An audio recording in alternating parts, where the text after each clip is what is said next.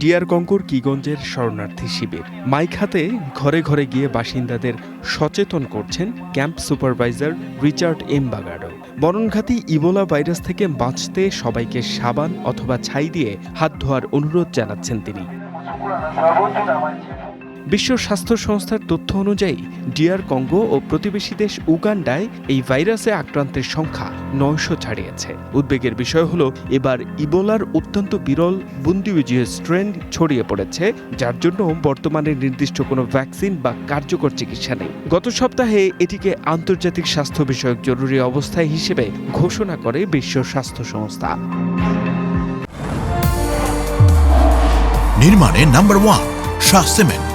এর মধ্যে সশস্ত্র গোষ্ঠীদের সহিংসতায় চরম সংকটে পড়ছেন সেখানকার স্বাস্থ্যকর্মীরা। যথাযথ চিকিৎসা না দিতে পারায় স্থানীয়দের ক্ষোভের মুখেও পড়ছেন তারা। সেই সাথে কমেছে আন্তর্জাতিক সহায়তাও। তবে বিশ্ব স্বাস্থ্য সংস্থার মহাপরিচালক জানান, ভাইরাসটি এত দ্রুত ছড়িয়ে পড়ছে, সব ধরনের প্রতিরক্ষামূলক ব্যবস্থা দিয়েও তা ঠেকানো যাচ্ছে না।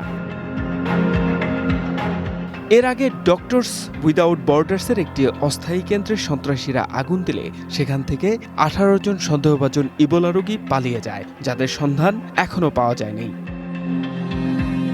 এই যে মাতাউল্লাহ, ওয়ান ইন্টারন্যাশনাল ডেস্ক।